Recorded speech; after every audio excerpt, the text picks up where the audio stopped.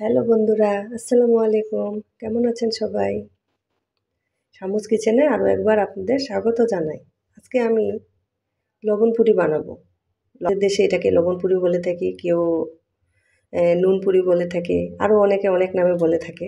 তো আমি আজকে এই লবণ পুরিটা বানাবো। তো চলুন কথা না বাড়িয়ে আমরা লবণ পুরি বানিয়ে ফেলি। প্রথমে আমি একটা কড়াই বসিয়ে দিয়েছি। কড়াইয়ের মধ্যে আমি 1 কাপ পানি দিয়ে দিলাম।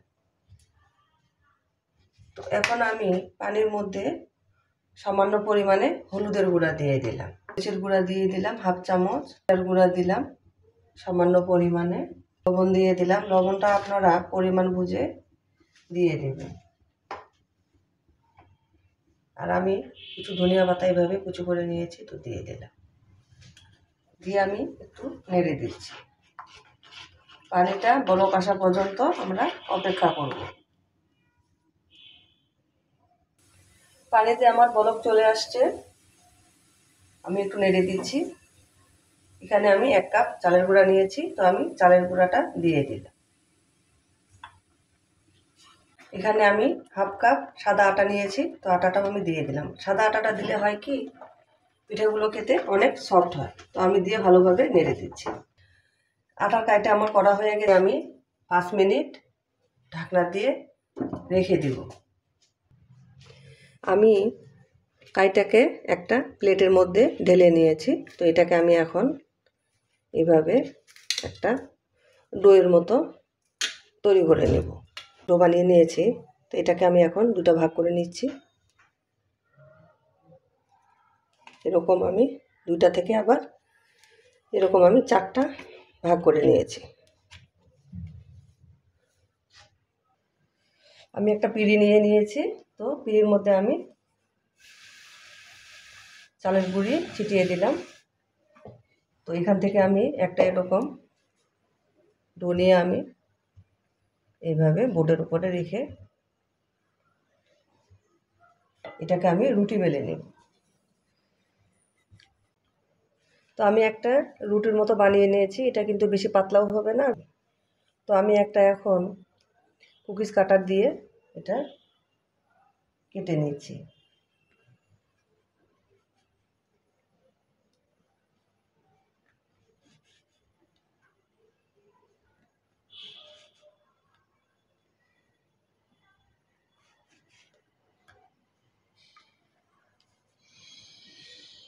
দেখেন কত সুন্দর হয়েছে, আর সাথে আমার ডিজাইনও হয়ে গেছে। তো এভাবেই আমার 4টা বানানো হয়ে গেছে।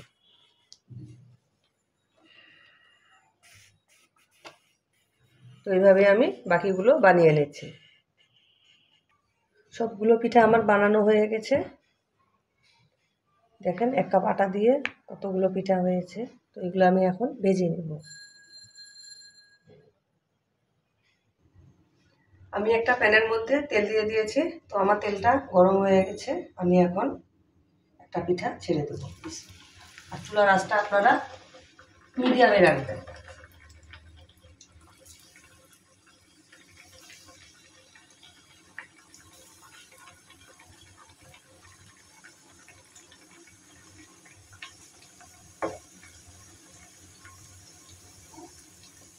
দেখেন পিঠাগুলো কত ফুলকো হয়েছে, ফুলে উঠেছে। তো আমি উল্টিয়ে দিচ্ছি। এই পিঠাগুলো খেতেও কিন্তু দারুণ স্বাদের হয়ে থাকে। আমার এগুলো ভাজা হয়ে গেছে, আমি তুলে নিচ্ছি।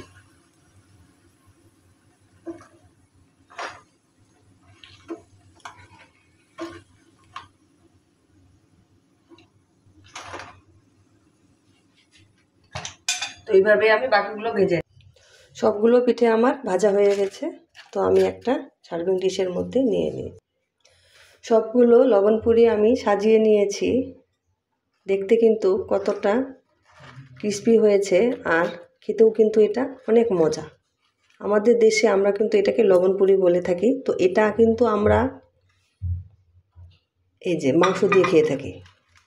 আমি মাংস দিয়ে পরিবেশন করলাম।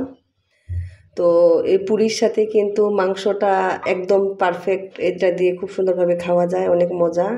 আর পাশাপাশি আপনারা চাইলে লাচ্ছা সেমাই বা পায়েস দিয়েও কিন্তু এই পিঠাগুলো খেতে পারেন। তাতেও কিন্তু একদম পারফেক্টভাবে জমে যাবে। তো আমরা কিন্তু এইভাবে খেয়ে থাকি। যখন এই পিঠাটা করা হয় তখনই মাংস করা হয়, মাংসের সাথে এটা একদম জমে যায়। তো আপনারা একবার হলেও এই লবণ পুলি পিঠাটা মাংস দিয়ে খেয়ে দেখবেন। মাংসের ঝোল এটা দিয়ে খেতে কিন্তু অসাধারণ। তো আজকে আমি আমাদের দেশে যেভাবে খাওয়া হয় এই পুরিগুলো, লবণ পুরিগুলো এই মাংসের ঝোল দিয়ে, তো আমি এটা আজকে এইভাবেই পরিবেশন করে দেখালাম। তো আপনাদের কাছে আমার এই রেসিপিটা কেমন লেগেছে অবশ্যই কমেন্ট করে জানাবেন। আপনাদের সুন্দর একটা কমেন্ট আমাকে উৎসাহ দেয়। আর আমার চ্যানেলটিকে সাবস্ক্রাইব করে আমার পাশে থাকবেন। সবাই ভালো থাকবেন। আসসালামু আলাইকুম।